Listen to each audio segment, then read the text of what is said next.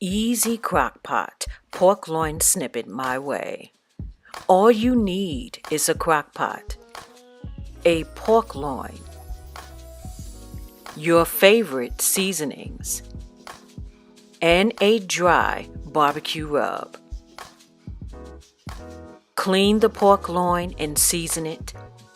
Rub it down with the barbecue dry rub. Place it in a crock pot, set it and forget it. This is a super easy, beginner-friendly pork loin recipe to add to your menu collection. This is the next video in the editing process. This is DeSHANTA B. Thank you guys so much for taking the time to watch this video. You are greatly appreciated. The beats bumping this video is That Girl, the Neo Soul Remix by music producer MARQ the Infinite.